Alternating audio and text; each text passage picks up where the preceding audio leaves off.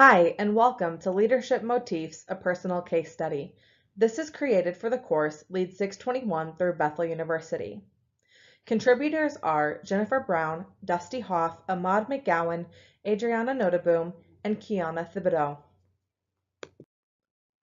In this presentation, you will find the case summary, overviews of various ethical decisions, the analysis of ethical decisions, comparison of decisions, and primary leadership lessons. This is the storyline of our case. Please note that all names have been changed in order to protect the identity of those involved. A junior officer in the military was placed in charge of a criminal investigation of an incident that had occurred between one of the senior enlisted soldiers, Sergeant First Class Riggs, and his wife. This domestic abuse incident was captured on a video in the elevator of the soldier's apartment complex. The junior officer, First Lieutenant Murtaugh, was ordered to take part in the investigatory process to ascertain what the details were concerning the domestic violence. The authorizing senior officer was Colonel Mulder. The domestic violence occurred at Riggs' apartment, which was off base in the local South Korean community. This caused local authorities to become involved. The incident had also been captured on video camera from the elevator.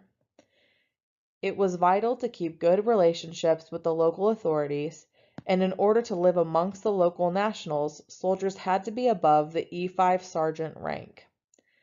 In the military, the rank structure is such that a class will have authority over another class. Those classes are officer, warrant officer, and then enlisted. Authority falls in that order. The structure of the rank is numbered and dependent upon the class. Officers go from second lieutenant, first lieutenant, captain, major, lieutenant colonel, and colonel, 01 to 06, and have special pay bracket that incorporates enlisted time from 01E to 03E. The first lieutenant was of the latter rank with prior military experience. For this personal case, we will use the officer and enlisted categories. After interviewing the soldier, it was found that there was alcohol involved the night of the incident. It was also disclosed through the interview that the wife of the soldier was caught having an inappropriate relationship or relations with the captain from a different unit. Due to the domestic violence and the nature of the physical altercation, a no-contact order was placed on FFC Riggs, where the wife and the husband were not allowed contact for a specified amount of time. In this case, that amount of time was until the end of the investigation. This is a very difficult order because the enlisted soldier, Riggs, had children and he had to be moved into the barracks with junior enlisted soldiers. This in itself is an embarrassing situation. To the junior enlisted soldiers, this is an act that proves unethical or immoral behavior on the part of the senior leader. Any order that is placed by an officer to any junior ranks has the same authority that a court order from a judge would carry. All infractions of orders or the law would be punishable by the Uniform Code of Military Justice.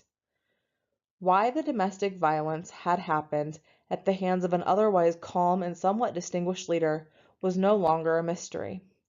Riggs was well known and appreciated by everyone he worked with. He had a calm demeanor. He was never seen cursing, jesting coarsely, or even becoming angry. He was a very mellow man. He was a faithful husband. It was evident that something would need to be done concerning the captain in question. This captain, within a couple of weeks, was going to pen major and move up in rank. Ordinarily, this situation with an officer of higher rank being questioned by an officer of lower rank and authority would be problematic. This is why a lieutenant with previous military experience is important. The first lieutenant was a military police officer previously and was well versed with the duties of the mission as well as the inadequacies of his rank in this situation. The investigation progressed to a very good fashion for about a week. First Lieutenant Murtaugh was asked to speak with the First Sergeant Ball of the detachment. Where there is a commander, there is always a senior enlisted man who holds the rank of E8 or E9. While sitting down with Sergeant Ball, Lieutenant Murtaugh was asked if he could allow SFC Riggs to return to his home and his family. At that time, Colonel Mulder's order did not allow them together until the investigation was over. The order was verified to make sure it was interpreted correctly, and this was the case. SFC Riggs' wife then went to the Command Sergeant Major and pleaded for the husband to return. The Command Sergeant Major called Lieutenant Murtaugh and pleaded with him to explain the order given and to allow the soldier back home. The Command Sergeant Major was a very powerful person. There are Sergeant Majors, and then there are Command Sergeant Majors, who have well over 20 years of service. This Command Sergeant Major had multiple degrees and worked alongside the Colonel. Usually, the Colonel Mulder and the Command Sergeant Major worked together as team members. The same Colonel who ordered me not to send the soldier home is the same counterpart to the Command Sergeant Major. This is why young lieutenants have no business speaking with, disrespecting, or brushing shoulders with the E9s. The E9s have the colonel's or general's ear. At this time, the investigation was almost over. Lieutenant Murtaugh went to SFC Riggs' working area and found him flustered. It happened that right when he came, a captain was leaving. The captain in question was the same one that was having inappropriate relations with soldier's wife. Concerned and angry with the situation, Lieutenant Murtaugh ran out to visually see this officer. Lieutenant Murtaugh would have loved to place him directly in his report, however, there were still a couple more days to finish up the investigation. SFC Riggs just wanted all of this to go away. He did not want punitive actions. He did not want any further character assessments of his wife. Lieutenant Murtaugh was asked again to be in a meeting with SFC Riggs and the headquarters first sergeant. There they pleaded with him to return things back to normal. The battalion command sergeant major ordered the soldier back to his home, even though Lieutenant Murtaugh had given a no-contact order. This is problematic because the command sergeant major does not have the authority to undo an officer's order. Only the colonel had the ability to directly change what was being directed. Lieutenant Murtaugh quickly understood what was happening. The captain, who was in a relationship with SFC Riggs' wife, was bullying SFC Riggs to drop the case. The captain was looking to create a situation that would incriminate SFC Riggs. The wife was ready to change, but the captain still wanted to pursue relations discreetly. SFC Riggs was using his relationships with the detachment for Sergeant Ball, so he would not have this one on his military record, and he could be with his wife and kids. Domestic violence is a career-ending event with a security clearance and military career. The battalion command sergeant major wanted to send the soldier home, utilizing his apparent stature and power after hearing the partial story from the wife and before a final assessment was made. Everyone was playing politics for their own reasons. The colonel was a much disciplined man for a Special Forces officer. He was not the only Special Forces personality Lieutenant Murtaugh worked with in his tenure.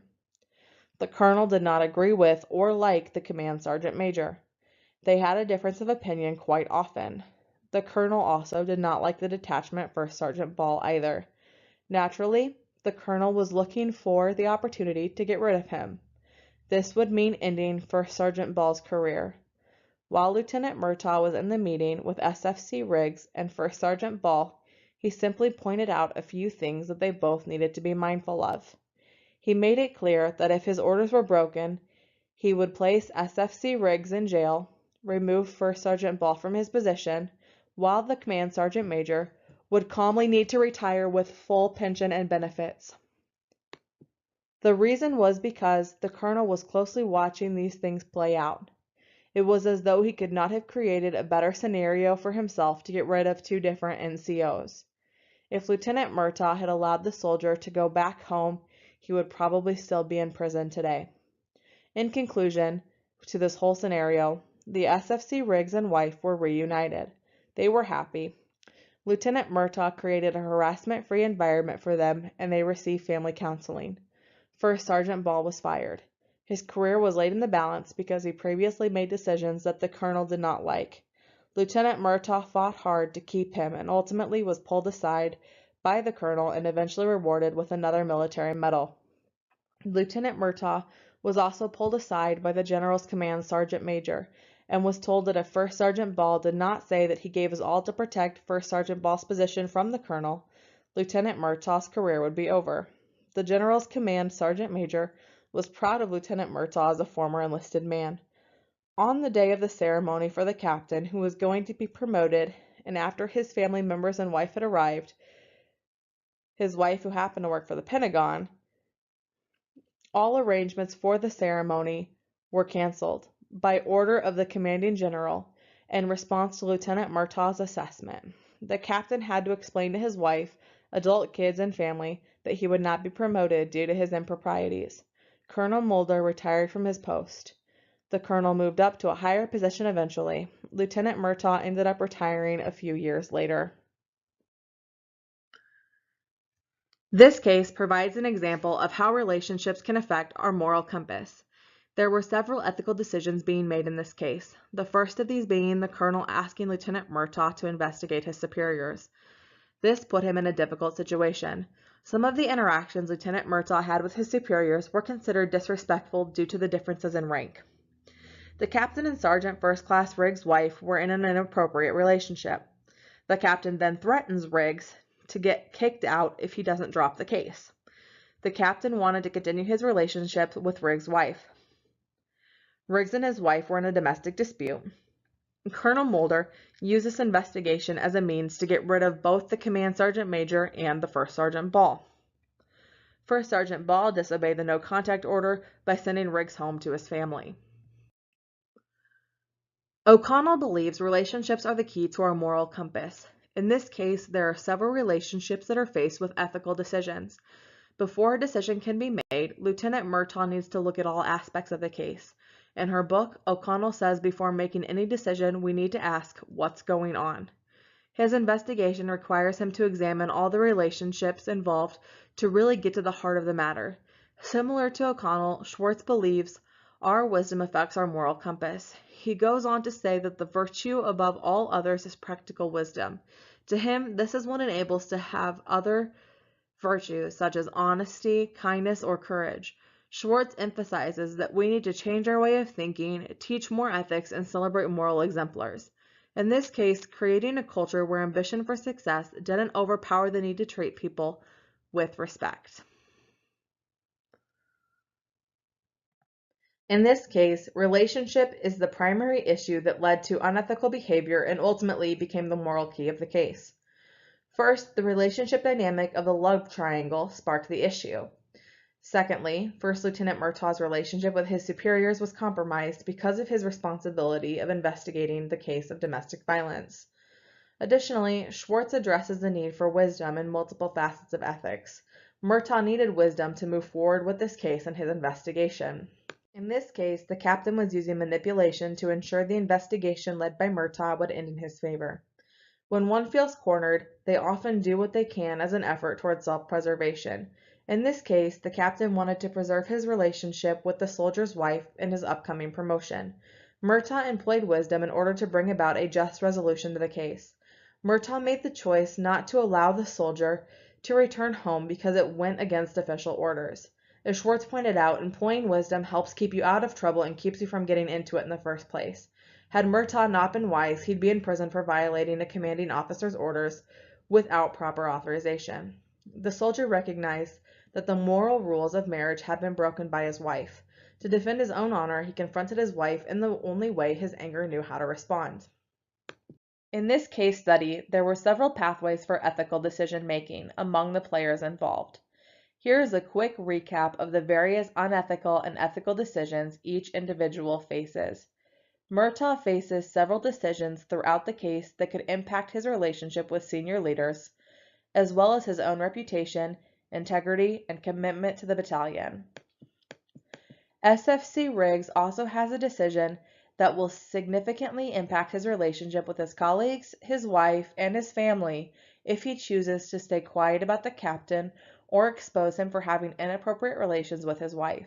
The captain in question could accept responsibility for his actions or make the decision to continue using intimidation and force to keep Riggs quiet.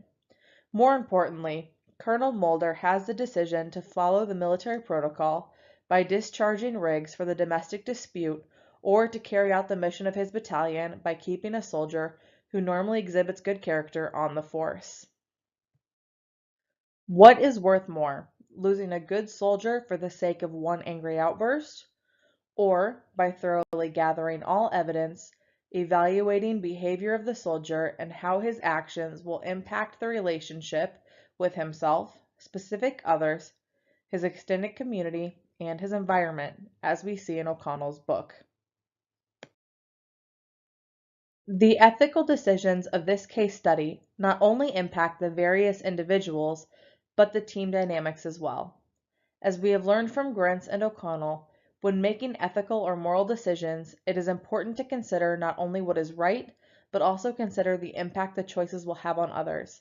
The ethical and unethical decisions both have considerable impact on the team's ability to complete the mission of the battalion due to being one soldier down. In addition, the decisions will significantly impact the level of trust, reputation, integrity, and interpersonal relationships among the different ranks. Unethical actions, ethics, values, and behaviors have a direct impact on the attitudes and behaviors of those they lead, and thus on the organizational culture. If those in leadership at the top commit unethical behaviors, what kinds of messages does that send to those they lead? Allowing unethical behavior to continue in the battalion is reflective of toxic leadership. Toxic leadership is a combination of self-centered attitudes, motivations, and behaviors that have adverse effects on the battalion subordinates and the ability to fulfill the mission of the organization. Continued unethical behavior has the potential to create a hostile work environment instead of being a safe, open, and trustworthy organization. Through this case, we find the primary leadership lessons, first in the alignment of moral values with decision making. Lieutenant Murtaugh maintained ethical integrity throughout his investigation of the case. We find that you can gather the context of investigation, knowing the who, what, where, when, and why. And Murtaugh showed integrity and consistency throughout his investigation. This happened despite the potential cost of his relationship with himself, others, his community, and his environment. Continuing on in our primary leadership lessons, we also find in this case an authoritarian leadership style. In an authoritarian leadership, the leader dictates policies and procedures, decides what goals are to be achieved, and directs and controls all activities without any meaningful participation by the subordinates.